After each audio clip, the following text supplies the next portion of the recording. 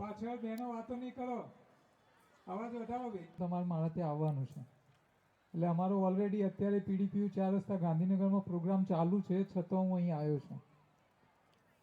હવે બીમારી કેમ આવે છે અને બીમારીમાંથી કોઈ પણ દવા કે કસરત વગર કેમ બહાર નીકળાય, સાજા કેમ રહેવાય, એની નાની નાની ટિપ્સ હું તમને, આમ તો જે 3 કલાકનો પ્રોગ્રામ હોય મારે એને અડધા કલાક પોણા કલાકમાં તમને ડિલિવર કરવાનો છે. એટલે બેઝિકને કઈ રીતે ખાવું, રસોઈ કેવી રીતે બનાવાય, આ નાની નાની વાતોની ખબર નથી, એટલે આપણા ઘરમાં બીમારીઓ આવે છે. આમાંથી આજનો આપણો જે વિષય નથી આ એ લોકોને કામમાં આવશે. હવે યોગ કર્યા વગર, કસરત કર્યા વગર સાજા રહેવું છે, બીમારી છે તો કાઢવી છે, કઈ રીતે નીકળે? તો હવે યોગને, પહેલાં યોગને સમજીએ. આપણે યોગને એવું માનીએ છીએ કે સવારે વહેલા ઉઠવું, બગીચામાં જવું, ફૂંકો મારવી, ઊંધા પડવું અને ઉલટા સુલટા આસન કરવા, આને આપણે યોગ માનીએ છીએ. આ યોગ નથી, યોગનો ભાગ છે. યોગની વ્યાખ્યા ભગવાને ભગવદ્ ગીતામાં કીધી. ભગવાન એવું કહે છે, યોગ કર્મસુ કૌશલમ, એટલે કે તમે જે કંઈ કામ કરો એમાં કુશળતા પ્રાપ્ત કરો એને યોગ કહેવાય. હવે અહીંયા આરોગ્યમાં ક્યાં લાગુ પડે? અહીંયા બેઠેલા કેટલા લોકો છે જે લોકો રોજ એસિડિટી, ડાયાબિટીસ, બીપી, ઢીંચણના દુખાવા કે કોઈને કોઈ કબજિયાતની દવા લે છે? રોજ હોટલમાં ખાવા જોઈએ? અને મોડા માણસો તો ખાસ ના જાય. કેમ કે હું તો બીમાર છું એટલે મારે બહારનું બહુ ના ખવાય, નહીં તો બીમારી વક્ર, એટલે ઘરનું જ ખાય. હવે આનો મતલબ અમે એવો કાઢીએ કે ઘરમાં જે બેન રસોઈ બનાવે છે, આ રસોઈ બનાવવાળી બેન એવી રસોઈ બનાવે છે એને ખાઈને પેલા મોડા છે, બનાવવાળાની એ ભાન નથી. તો આપણે ક્યાં ભૂલો કરીએ છીએ? બીમારી આવવાના અમારા 20 વર્ષના અનુભવનો નિચોડ અમે કાઢ્યો છે. 7 કારણથી બીમારીઓ આવે, કોઈ એક કારણથી ના આવે. અને બીમારી આવે એટલે આપણે ભગવાન ઉપર દોષનો ટોપલો નાખીએ છીએ, ભગવાને મને આ સજા આપી છે. ભગવાન કાંઈ કરતો નથી. તમે કેવી ભૂલો કરો છો જુઓ. પહેલી ભૂલ એ કરો છો કે 11સો ને પૂનમો શું કહેવાય? ઉપવાસ કહેવાય ને, નવરાત્રિ ઉપવાસ કહેવાય કે નહીં? તો ઉપવાસ કઈ રીતે કરવા જોઈએ એ આપણને ખબર નથી. આપણે ખોટા ઉપવાસ કરીએ છીએ. ઉપવાસના દિવસે એવું ભોજન કરવું જોઈએ કે શરીરમાં ભેગો થયેલો કચરો બહાર નીકળે. કચરો ભેગો થાય એવું ભોજન ના કરાય. તો આપણે તો રૂપાળા રાજગરાના શીરાન બટાકાની ભાજીઓ ઠોકીએ છીએ. આ શરીરનો કચરો બહાર કાઢે વધારે, એટલે ખોટા ઉપવાસ કરીએ છીએ. બીજી ભૂલ કરીએ છીએ, ભોજનને ચાવ્યા વગર ખાઈએ છીએ. ચાવ્યા વગર ખાવાથી કબજિયાત થાય ને કબજિયાત બધા રોગોનું મૂળ છે. દુનિયાની 90% હોસ્પિટલો અને 90% બીમારીઓ ખાલી આ ભૂલના કારણ ચાલે છે. તમે ચાવીને ખાવા દેતા નથી. અને ઘરવાળાની બિચારો શાંતિથી ખાતો હોય તો એ કહે છે ફટાફટ પતાવો. કોક દાડો રાતે મોડું થઈ ગયું હોય, ખીચડી ખાવાની બાકી હોય અને પેલી વાસણ ઘસવાવાળી આવી જાય તો બેહારો જવા દો. તમે બેહારો શું કરો? તું બેસ, અમે ખાઈ લઈએ. હવે તમે ખીચડી ઉતાવળમાં ખાધી. હવે ગુજરાતી ખીચડીમાં સિંગદાણા નાખ્યા હોય મગફળીના. હવે આ સિંગદાણું તમે ચાવ્યા વગર ઉતાવળમાં ખાઈ ગયો અને ખાઈ લીધા પછી યાદ આવે ચાવવાનું રહી ગયું, તો સિંગદાણું પાછો મોઢામાં લવાય ચાવવા? અચ્છા, તમે જે ત્યાં ગયો આખે આખો કયો જાય? જઠરમાં. આ દેખાય છે ચિત્ર? આ જઠર છે. અચ્છા, જઠરમાં સિંગદાણો પહોંચી ગયો આખો, પાછો ચાવવા લવાય નહીં. હવે તમારા જઠરમાં મિક્સર કે બ્લેન્ડર જેવું કંઈ હોય ખરું? આવું હોય નહીં. હવે સિંગદાણો જઠરમાંથી આગળ ક્યાં જાય? નાના આંતરડામાં જાય કે મોટા આંતરડામાં? નાના આંતરડામાં. નાનું આંતરડું કેટલું લાંબુ હોય ખબર? 7 થી 8 મીટર. અને એને ફૂટમાં કન્વર્ટ કરો ને તો 25 થી 30 ફૂટ થાય. હવે 30 ફૂટ કોને કહેવાય? 3 માળના મકાનમાં ધાબો જાઓ ને ઉપરથી નેચર લટકાવો. આટલું લાંબુ આંતરડું તમારા પેટમાં છે. કેટલી જગ્યા? ખોબા જેટલી. હવે ખોબા જેટલી જગ્યામાં આંતરડું 30 ફૂટ ક્યારે સમાય? જાડું હોય કે પાતળું? પાતળું. કેટલું પાતળું હોય ખબર તમને? તમારી ટચલી આંગળી જેટલું. તમારું નાનું આંતરડું તમારી ટચલી આંગળી જેટલું, તમારા ઘરમાં નાનો ટેણિયા હોય ને એમનું નાનું આંતરડું એમની ટચલી આંગળી જેટલું. હવે ટચલી આંગળી જેટલું નાનું આંતરડું, એની ચામડી કાઢી નાખો તો અંદરનો રસ્તો કેટલો રહે? આટલો જ ને. હવે આમાં પાણીપુરીનો ચણો ઘૂસી જાય, સિંગદાણો ઘૂસી જાય, શું થાય? અચ્છા, તમે ધક્કો મારવાવાળા રાખ્યા છે? આવો માલ આવત મદદ કરજે ભાઈ. સમજ પડે છે? બસ આ નાની ભૂલ કરો છો. ચાવીને ખાતા નથી એટલે આંતરડામાં ફસાય છે, ટ્રાફિક જામ થાય છે. આને કબજિયાત કહેવાય. જે માણસો ચાવી ચાવીને ખાવાની આદત પાડે એના શરીરમાં કોઈ રોગ આવે નહીં. અને તમે ચેક કરજો તમારા અડોશ પડોશ સગા સંબંધીઓમાં જે ધીરે ધીરે ચાવી ચાવીને ખાવતા હશે, આવા કાકા દાદાઓ 80 90 વર્ષના હશે ને એક પણ રોગ નહીં હોય. એટલે તમારા ઘરવાળાને જો લોબુ જીવાડવા હોય તો હવે જમવા બે એટલે વેલણ લઈને બેહો. હા, અમે બેસવાનું. ઉપર રહેતો કોઈ પણ વ્યક્તિ હોય, મોટો બિલ્ડર હોય, ઉદ્યોગપતિ હોય, મોટો ડોક્ટર હોય, મોટો નેતા હોય, મોટા સંત હોય, એમને એમનું શરીર સારું રાખવું હોય તો 3 એવા કર્મ છે. એકને ટાઈમ આપવો ફરજિયાત છે. પહેલો ચાઈ ખાવાનો ટાઈમ આપશે, એમનું શરીર સારું રહે, 100 વર્ષ જીવશે. કોઈ કહે છે હું તો બહુ મોટો માણસ છું, મને તો ચાઈને ખાવાનો ટાઈમ નથી, તો એમને શરીર સારું રાખવું હોય તો યોગા કસરત કરવાનો ટાઈમ કાઢવો પડશે. કાં તો ચાઈને ખાવાનો ટાઈમ કાઢો, કાં તો કસરતનો ટાઈમ કાઢો, તો જ શરીર સારું રહે. કોઈ કહે છે મને તો ખાવાનો એ ટાઈમ નહીં, કસરતનો એ ટાઈમ નહીં, તો પછી ડૉક્ટરનો ટાઈમ કાઢવો પડશે. અચ્છા, કોઈ કહે છે મને તો ખાવાનો એ ટાઈમ નહીં, કસરતનો એ ટાઈમ નહીં, ડૉક્ટર જોડે જવાનો ટાઈમ નહીં, તો પછી ઉપરવાળાનો ટાઈમ હાલવો પડે ને. અચ્છા, માની લો કે તમે ના ચાઈને ખાવાનો ટાઈમ આલ્યો, ના કસરતનો ટાઈમ આલ્યો, ના ડૉક્ટર જોડે જવાનો ટાઈમ આલ્યો અને 60-65 વર્ષે ટપકી ગયા અને ઉપર પહોંચી ગયા, તો ભગવાન દરવાજા ખોલો ખરો? ભગવાન તો એમ જ કહે કે તને 100 વર્ષ આલે તો હું કાં વહેલા ગુડાયો? બહાર બેસ. એટલે ભગવાન બહાર બેહાડા, અંદર બોલાવો નહીં. તમે કંટાળીને પાછા આવો.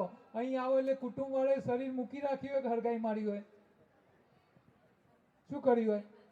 હરગાઈ મારી હોય. પછી તમે કહો છો આખો દાડો ગપાટા માર્યા હોય તો જઈએ છે પકવાન.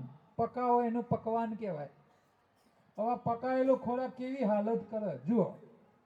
આમાંથી ઘણી બધી બહેનો ગામડાઓમાં રહીને આવેલી છે. કેટલી બહેનો ગામડામાં રહીને આવી છે? એમ કહીએ કે આ ભેંસનું ગાયનું છાણ રહેવા દો, આ રોડ ઉપર ઝૂંપડપટ્ટી વાળા રહ્યા છે ને એમની પોટી ભેગી કરવાની છે. કરે? અચ્છા, પારકાણી તો ના કરો એમના કુટુંબ વાળાની. અચ્છા, કુટુંબ વાળાની છોડો એની પોતાની. લે, પારકી ભેંસનો પોદરો હાથે પકડી તગારું ભરી માથે મૂકવાનો અને પોતાનો જોવો ગમતો નહીં, તો શું આપણું આવું ગંદુ ખાઈએ છે? ખાવાનું તો રૂપાળું ગરમ ગરમ મસાલેદાર ટેસ્ટી ખાવ છો હવાર બપોર, તો ગંદુ ક્યાંથી આવે છે? અચ્છા, ગામડાની ગાયો ભેંસોના પોદરા તો આકારવાળા હોય, હાથે પકડીને તગારું ભરાય એવા હોય, ગંદા ના હોય. રાંધ્યા વગરનું ખાય એટલે એનો પોદરો હાથે પકડાય એવો હોય, તગારું ભરાય એવો હોય, ગંદો ના હોય. અને એ વસ્ત્રાલમાં ફરતી ગાયો શું ખાય? આપણે ખાધા વધ્યું એ બધું ગાય. તમે દાળ ભાત ખાધ્યો વધ્યો તો ગાય, રોટલી શાક ખાધ્યો વધ્યો તો ગાય. હવે ગાયોના પોદરા આપણા પોદરામાં શું ફરક હોય? પેશાબ ગંધાય, આપણો પરસેવો ગંધાય. હા, રોજ હાબુ ઘસી ઘસીને મરી જો તો હવારે પાછા હતા એવા ને. આ ઉનાળામાં સૂટ બૂટ પહેરીને નહીં ધોઈને સેન્ટ બેન્ટ સોટીને ઓફિસ ગયા હોય, ઉનાળામાં બરોબર તાપ પડતો હોય ને હોજે ઘેર આવો ઘરવાળો બૂટ કાઢીને રૂમમાં ઘસો એટલે રૂમનું વાતાવરણ બદલાઈ જાય, મોજા ગંધાતા હોય. હવે શિયાળો કડકડતો આવ્યો, શિયાળાની ઠંડીમાં લોકો 5 વાગે ઠૂંઠવાતા હેડવા જશે. હવે શિયાળામાં ગોદરી પોઢીને ઊંઘવાની મજા આવે કે ચાલવા જવાની મજા આવે? જેને પાપ કર્યો હોય ચાલવા જાય. ચાઈને ખાય ના તઈને ટાઈમ ઠોક કરે એને ચાલવા જવું પડે. એટલે આ બીજી ભૂલ કરો છો. અચ્છા, તમે ખોરાકને ગરમ કરો એટલે એનું નુકસાન કેવા થાય? આ એક નાનો એક્ઝામ્પલ તમને આપું. સિંગદાણા રોજ 100 ગ્રામ ખાવાના ચાલુ કરો, 6 મહિના ખાઓ, પ્રયોગ કરો કે શું થાય છે ચેક તો કરો. તમે જેવી ખાવાની ચાલુ કરશો એટલે ત્રીજા દાડે ખબર પડશે એસિડિટી ફૂલ થઈ ગઈ છે, 3 જ દાડા. અને 6 મહિના પછી બોડી ચેક કરાવો, ફૂલ કોલેસ્ટ્રોલ, બીપી ફૂલ આવશે, હૃદયમાં બ્લોકેજ વધવાના ચાલુ થઈ ગયા હશે. અને જો તમે 100 200 ગ્રામ સિંગદાણા શેકેલા વર્ષ 2 વર્ષ સરંગ ખાઓ તો 2 વર્ષે હાર્ટ એટેકમાં મારી નાખે. આવા શેકેલા સિંગના બદલે તમારે કાચા સિંગદાણા લાવવાના, આખી રાત પાણીમાં પલાળી રાખવાના, રોજ 100 ગ્રામ ખાવાના, 6 મહિના સરંગ ખાઓ, નહીં એસિડિટી વધે, નહીં બીપી વધે, નહીં કોલેસ્ટ્રોલ વધે, નહીં બ્લોકેજ વધે, એટેક આવવાનો તો પ્રશ્ન જ નહીં થાય. માની લો તમારા હૃદયમાં જૂના બ્લોકેજ હોય ને તો ધીરે ધીરે ઘટ્યા હશે. કઈ ખવાય? કાચી પલાળેલી, હો, પાછું હોભળવામાં અડધું રહે. અચ્છા, ડબલ રિફાઇન્ડ તેલ કઈ રીતે બના? ફેક્ટરીમાં 300 ડિગ્રી 2 વાર, ડબલ એટલે 2, 300 ડિગ્રી 2 વાર બોઇલ થાય, ગરમ થાય. એ તેલ ડબ્બો ભરીને તમારા ઘેર આવે. તમારા ઘેર આવે એટલે પાછો તમે ચમચો ભરીને એનો વઘાર કરો. વઘાર કરો એટલે એની વરાળ રસોડાની છાજલીને પંખાના પોખિયામાં ચોંટી જાય કે નહીં? અચ્છા, દિવાળીમાં ઘરવાળાનું ઉપર ટેબલ લઈને રિફાઇન્ડ તેલના ડબ્બા ભરી ભરીને મૂકી રાખ્યા છે ને, ઘરમાં ફેંકી દો. કોઈ તેલ ખવાય નહીં. આ છોકરો અત્યારે પડીકો લઈને આવે છે ને ખાવા, આ કઈ તેલ હોય? ઉપર કોઈ દર વાંચ્યું ખરું? પામ ઓઇલ હોય, પામ, અને એ ડબલ રિફાઇન્ડ તેલ હોય. આ છોકરો 15 20 વર્ષે હાર્ટ એટેકમાં મરી જાય છે ને, એનું કારણ આ જ. તમને ખબર જ નથી તમારો છોકરો કયો પડીકો ખોય છે. તમે ઘરવાળાને હું ખવડાય કરો છો. સિંગ તેલનો વઘાર કરાય નહીં. વઘારેલું તેલ તળેલા તેલ કરતા ડબલ નુકસાન કરે. બતાવું, સિંગ દાણાને દબાવો તો તેલ નીકળે. આ તેલ પાણીમાં નાખો તરે. આ કાચી ગાણીનું તેલ તમે ખાઓ તો તમારા શરીરે થોડી જ મહેનત કરવી પડે ને તમારું શરીર તેલ વાપરી કાઢે. નુકસાન ના થાય, શરીરને કોઈ નુકસાન નહીં. અચ્છા, સિંગને શેકી કાઢો એટલે તેલ ગરમ થયું. આ શેકેલું ગરમ થયેલું તેલ તમે ખાઓ, પરસેવો પાડીને તૂટી જાઓ તો એ શરીર ના વાપરે. એ બધા બ્લોકેજ ને કોલેસ્ટ્રોલ જ વધારે, એસિડિટી ને બધું વધારવાનું જ કામ કરે. અચ્છા, હવે કાચા સિંગદાણા તમે આખી રાત પાણીમાં રાખો, હવે દબાવો, તેલ નીકળે. દૂધ શું નીકળે? તેલ ના નીકળે, દૂધ નીકળે. તેલ ક્યાં ગયું? દૂધમાં આવ્યું. હવે આ પાણીમાં નાખો, તરે કે મિક્સ થઈ જાય? મિક્સ થઈ જાય. આનો મતલબ કે તેલ છે એ પાણીમાં ભરી ગયું, એટલે કે વોટર સોલ્યુબલ થયું. આ પાણીમાં ભરી જાય એવું તેલ ખાઓ. તમે ખાઈને 5 ડગલાએ ચાલવા જવાની કસરત નહીં કરો, તમારા શરીરને કોઈ નુકસાન નહીં. કામ કર્યું ને ઘૂંટણ ઘસાયા તો જે ખોરાક તાકાત આલે એ ઘૂંટણ રિપેર ના કરે. રિપેરિંગનો સામાન અલગ આપવો પડે. તો 2 પ્રકારના ખોરાક શરીરને અલગ જોઈએ. અચ્છા, ગાડી બગડી, ગેરેજમાં ગયા, સામાન પડ્યો હોય ને કારીગર ના હોય તો રિપેર થાય? ના થાય. શરીરમાં પણ એવું છે. શરીરમાં તમે રિપેરિંગનો ખોરાક હાલ કરો પણ અંદર કામ કરવાવાળા કારીગર ના હોય તો રિપેરિંગ ના થાય. એટલે 3 પ્રકારના ખોરાક તમારા શરીર માટે જોઈએ. અચ્છા, ગાડીના કાર્બ્યુરેટરમાં કે પેલા શરીરના અંગોમાં ભેગો થયેલો કચરો કાઢી આપે. એટલે આપણા શરીરને ટોટલ કેટલા પ્રકારનો ખોરાક જોઈએ? 4.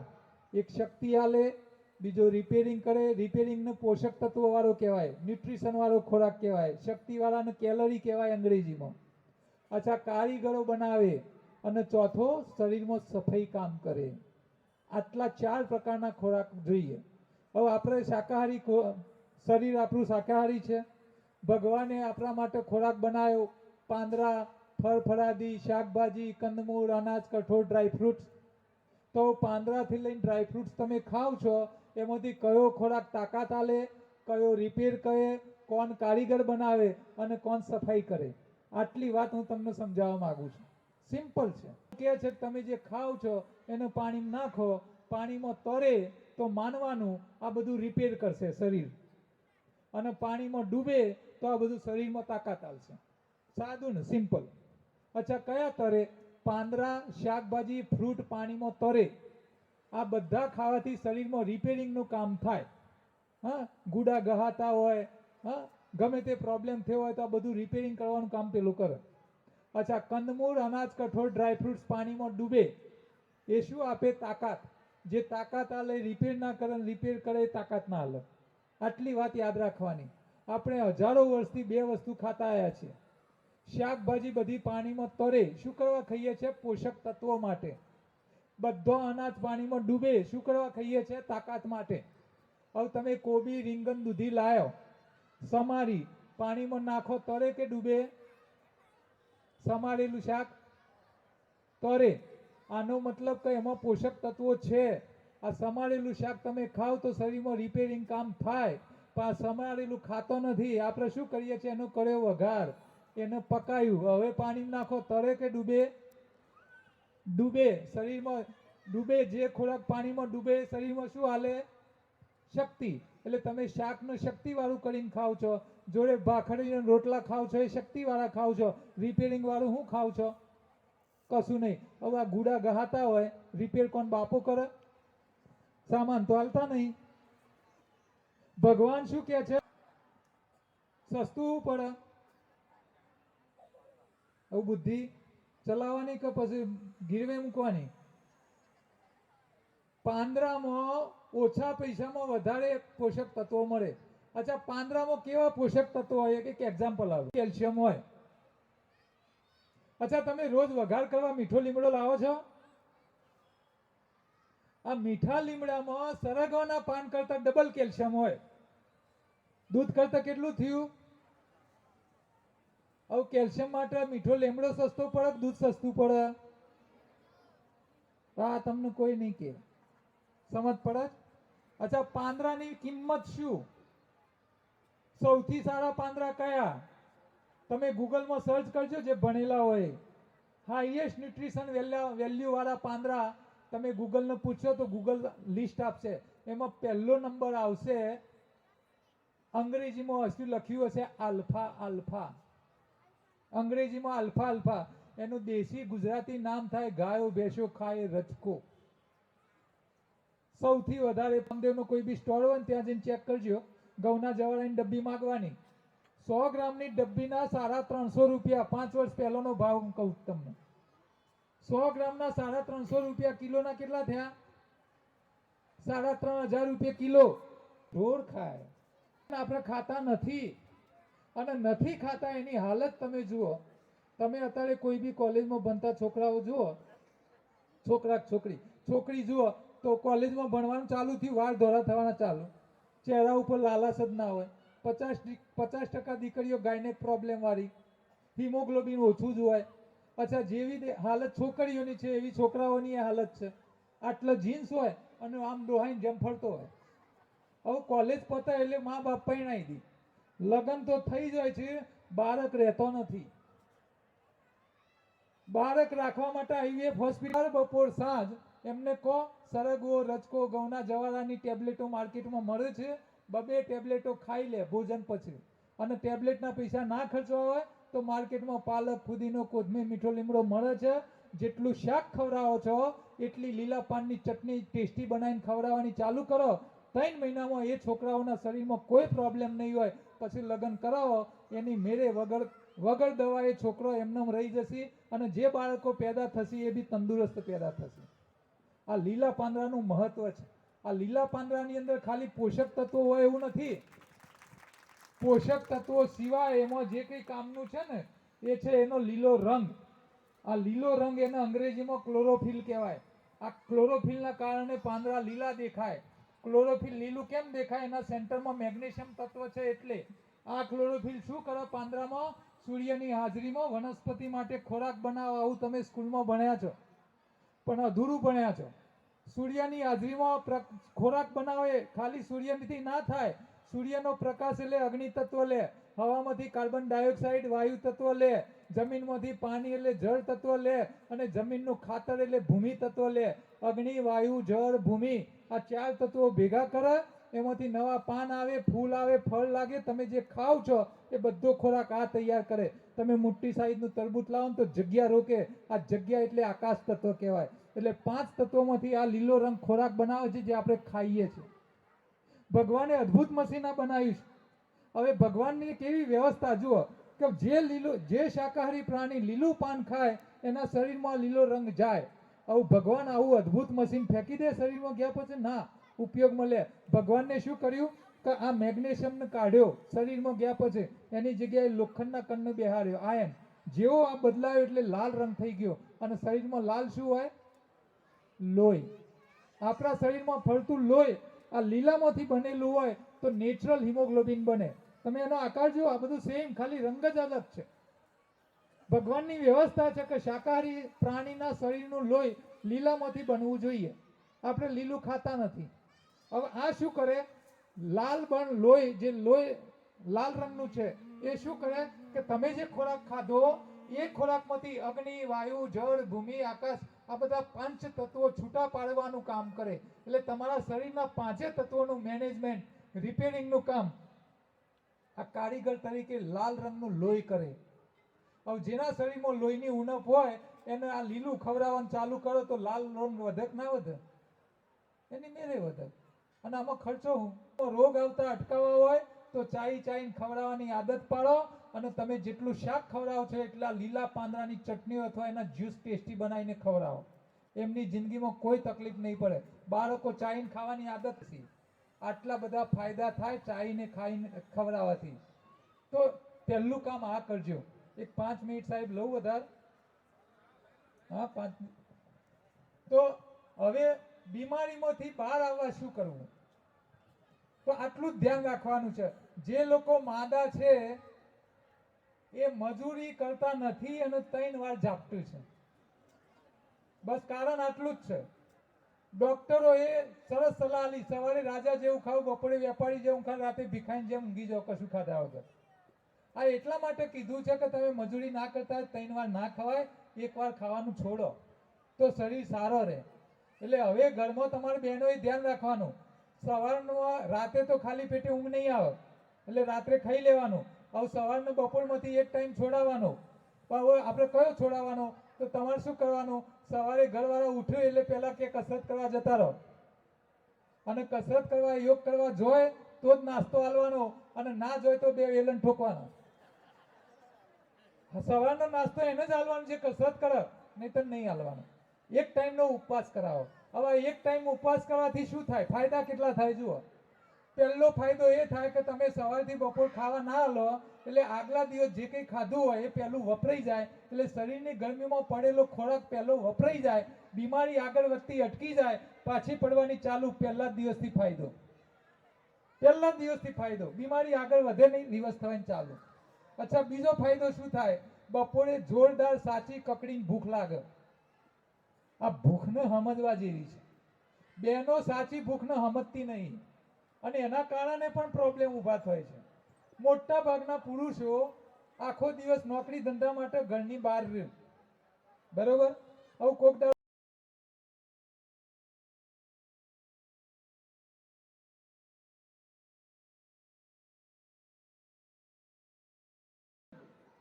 પછી ઘરવાળી માથા ભારે હોય, એ કહે છે ખાઈ લો મારા હમ છે. એટલે પેલા ઘરવાળાને ભૂખ ના હોય તો એ ખવડાવો. અચ્છા, કોક દાડો ટીવીમાં સારી રેસીપી જોઈ લીધી હોય, નવી આઈટમ બનાવી હોય અને ખાતો વધી હોય તો પાછી ઘરવાળી કહે છે કૂતરાને ગાયને નોખી દેવું એના કરતા પડે. તો સાચા ઉપવાસ કરો. ભૂખ ના હોય તો ભોજન નહીં કરો. તરસ હોય તો તરસ વગર પાણી નહીં પીવો. ભૂખ વગરનું ભોજન નહીં કરો. અને ટાઈમ થાય એટલે બિલાડા બોલતા હોય તો પણ તમે માદા પડશો. અચ્છા, ભૂખ ક્યારે લાગવી જોઈએ? શરીરમાં સ્ટોક ખાલી થાય એટલે ટાઈમ થાય એટલે. અને તમને ટાઈમના બિલાડા બોલું છે તો એ તમને સમય વગરનું ખવડાય કરશે, જરૂર વગરનું ખવડાવશે. ટાઈમ કરો. જે લોકો માદા હોય એ, અને જેને માદા પડવું ના હોય એ. પહેલું આ કરો. અચ્છા, બપોરે શું ખાવું? તો આપણા શરીર માટે આલ્કલાઇન ફૂડ વધારે જોઈએ. તમે 3 ટાઈમ રાંધેલું ખાવ એટલે એસિડ ખોરાક કહેવાય. તો એસિડિક ખા કરશો તો માદા પડશો.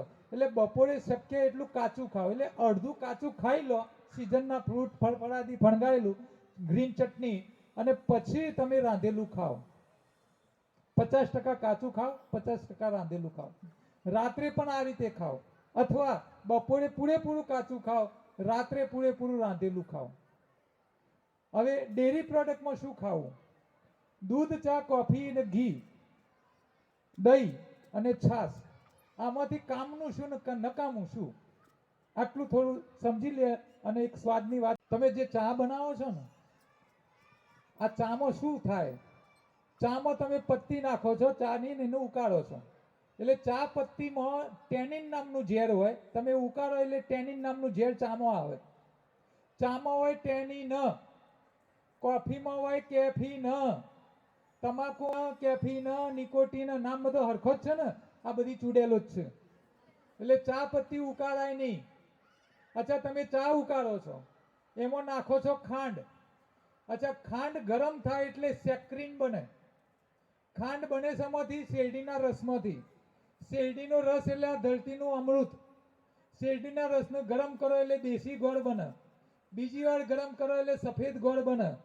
ત્રીજી વાર ગરમ કરો એટલે સફેદ ખોળ બને. અને ચોથી વાર ગરમ કરો એટલે સેક્રીન બને, જેને કાયદેસરનું ઝેર કહેવાય. એટલે તમે ખાંડ નાખીને ચા ઉકાળો એટલે ઝેર બન્યું. એટલે પેલું ચાનું ઝેર આવ્યું, બીજું ખાંડનું ઝેર આવ્યું.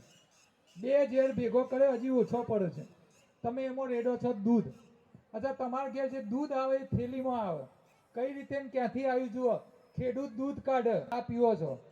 તમે પીવો એનો વાંધો નહીં, પણ વેવણ આવ્યો હોય તો ચા પીધા વગર જવા નહીં દેતો. ચા તો પીવી જ પડે ને. હું ઝેર પીવું છું, તમારે પીને જવું પડે ને. આ ઝેર તમારે પીવું હોય તો પીવો, કોકને ઝેર પાવાનો તમને કોઈ અધિકાર નથી. એટલે આ ચા, અમે તો એવું કહીએ છીએ કે ચા પીને મળવા વાળાની સંખ્યા દારૂ પીને મળવા વાળાની સંખ્યા કરતા 10 ગણી વધારે છે. આ ના કરાય. હવે દૂધ પીવું કે દહીં ખાવું કે માખણ ખાવું કે ઘી ખાવું, આને થોડી સમજી લઈએ. આજકાલ દરેકના ઘરમાં વિટામિન B12, વિટામિન D3 ની ઉણપ ઘેર ઘેર છે. હવે ડોક્ટરો એવું કહે છે કે તમારે વિટામિન B12 જોઈતું હોય તો નોનવેજ ખાઓ. હવે શાકાહારી ખોરાકમાં વિટામિનો હોય નહીં, એમની વાત સાચી, પણ નોનવેજ ખાવાથી જ વિટામિન મળતો હોય તો ઘેટો બકરો વાંદરાને ક્યાંથી મળતું છે? હવે વિટામિનો ખોરાકમાં ના મળે એ વાત સાચી. અચ્છા, મોઢાની લાળના બાટલા બજારમાં મળે અને મળતા હોય તો કોઈ પીવા? જે રીતે મોઢાની લાળ મોઢામાં જ પેદા કરવી પડે, એ રીતે તમારા શરીરમાં જોઈતા વિટામિનો શરીરમાં પેદા કરવા પડે. અને આ પેદા કરવાની વ્યવસ્થા ભગવાને આબેહૂબ આપી છે આપણને. જો કઈ રીતે આપી છે, હું તમને એક સરસ એક્ઝામ્પલ આપું. નાનું બાળક જન્મ એટલે 1-1.5 કિલોનું હોય અને 1 ફૂટનું હોય. આ બાળકને દર વર્ષેની હાઈટ ડબલ કરવાની હોય. હાઈટ લાંબી કરવા માટે હાડકો લાંબો કરવો પડે. હાડકો લાંબા કરવા માટે કેલ્શિયમ જોઈએ. કેલ્શિયમ માના દૂધમાં આપ્યું ભગવાને. ભગવાન દૂધ આપે છે કેલ્શિયમ વાળું. અચ્છા, કેલ્શિયમ ખાલી દૂધમાં જ હોય? દૂધ પીવે એટલે ભગવાને મોઢામાં, બાળકના મોઢામાં અને જઠરમાં એટલા બધા બેક્ટેરિયા મૂક્યા હોય કે જેવું દૂધ મોઢામાંથી પેટમાં પહોંચે તરત પેલા બેક્ટેરિયા એને દહીં બનાવી દે. અને બાળક દૂધ પીવે અને ઉલટી કરે તો દૂધ બાળાવ, ફોદા બાળાવ. તો આ બેક્ટેરિયા જે પેટમાં ભગવાને મૂક્યા છે ને, એનું શું કામ કે પેલા દૂધનું કેલ્શિયમ હોય એને વિટામિનમાં બનાવે, અને આ વિટામિન હાડકામાં જાય, હાડકા લાંબા થાય, બાળક ફટાફટ દર વર્ષે લાંબુ થતું જાય. હવે આ ફેશન વાળા જમાનામાં શું થઈ ગયું છે? માતાઓ નાખો છો, એના કારણે વિટામિનો બનવાના બંધ થઈ જાય છે. અને એના કારણે આજકાલ તમે ચેક કરો, 10મા ધોરણમાં ભણતા છોકરાઓની સ્કૂલમાં જાઓ, છોકરાઓને ઊભા કરો અને તમે હાઈટ ચેક કરજો, ઘેટો બકરો દેખાતો હશે. આનું કારણ આ છે. એટલે આપણા શરીરમાં બેક્ટેરિયા જીવતા રાખવા પડે. ભગવાને 5000 વર્ષ પહેલા દૂધ, ચા, કોફી, ઘીની લીલાઓ કરેલી કે દહીં મખણની કરેલી? તો ભગવાન 5000 વર્ષ પહેલા કહીને ગયા છે કે હવે તમે મોટા થયા હોય તો તમારે દૂધ, ચા, કોફી, ઘી ખાવાની જરૂર નથી.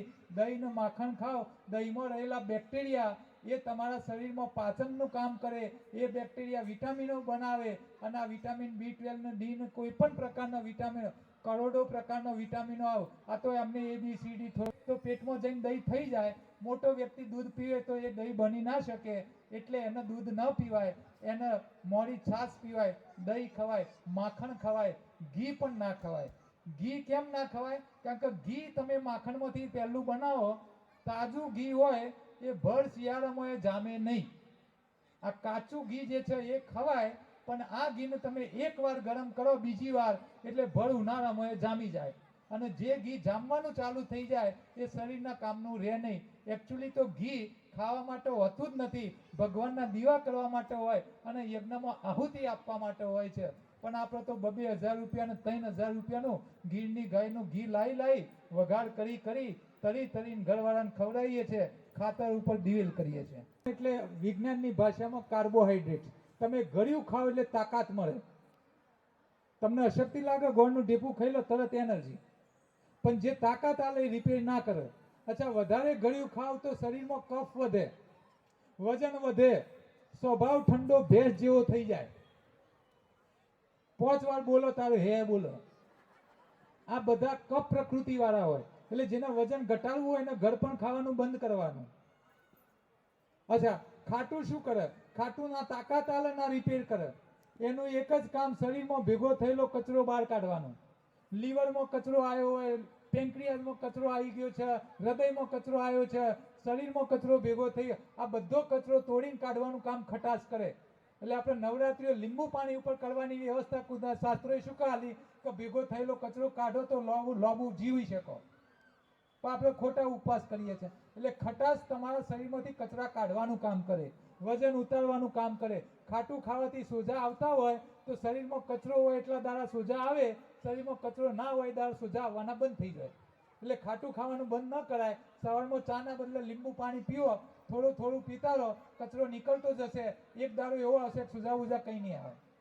તો આ ખટાશનું કામ છે. અચ્છા, વધારે ખાટું ખાય એટલે લોહીમાં વાયુ પ્રકૃતિ વધે અને લોહીનો વાયુ જ્યારે મગજમાં પહોંચી જાય એટલે માણસ લવારા કરે, એનામાં સ્થિરતા ના હોય, ખુરશીમાં બેઠે હલલ કરે. આ બધા ચંચળ પ્રકૃતિના હોય, એ વાયુ પ્રકૃતિ વાળા હોય. અચ્છા, તીખું શું કરે? તીખું ના તાકાત આલે, ના રિપેર કરે, ના સફાઈ કામ કરે. તીખું ખાલી મોઢામાં પાણી વાળવા સિવાય કાંઈ ના કરે. અચ્છા, વધારે તીખું ખાવ તો પિત્ત વધે, સ્વભાવ ગુસ્સાવાળો થઈ જાય, નાની વાતોમાં ચીડિયાપણું આવી જાય અને થોડી ગરમી પડે ને પરસેવે રેપઝેપ થઈ જાય. તો આ પિત્ત પ્રકૃતિ વાળા હોય. બરોબર? તો ગળ્યું કફ કરે, ખાટું વાયુ કરે અને તીખું પિત્ત કરે. ભગવાન કેટલો હોશિયાર. પૂરું કરીશું. માથાના વાળને તમે તોડી કાઢો, ખેંચી કાઢો તો નવા ઉગે. નવા ઉગેલા વાળને તમે 5 વર્ષ કપાવો નહીં તો 5 ફૂટનો ચોટલો લાંબો થાય. બરોબર? ભગવાન કેટલો હોશિયાર છે. જુઓ, તમે આઈબ્રો કરાવો છો, આઈબ્રો કરો એટલે વાળ કાઢી નાખો, નવા વાળ ઉગે, 5 વર્ષ કપાવો તો કેટલા લાંબા થાય? 1-1.5 ઇંચ જ ને.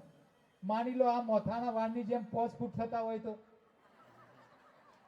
હા, શટર ઊંચું કરવું પડે ને. ભગવાન કેટલો હોશિયાર છે. માથાના વાળને કીધું 5 ફૂટ થશે અને ઓખના વાળને કીધું તારે 1-1.5 ઇંચથી વધારે લોબુ થવાનું નહીં. આટલો ભગવાન સ્માર્ટ છે. એટલે ભગવાને બનાવેલી ડિઝાઇન ઉપર ભરોસો રાખો, ભગવાને બનાવેલા ખોરાક ઉપર ભરોસો રાખો. ઉનાળાની અંદર જે કંઈ ફળફળાદી આવે શરીરમાં ઠંડક જ કરે. શિયાળામાં આવતા શાકભાજી ફળફળાદી શરીરમાં ગરમી જ કરે.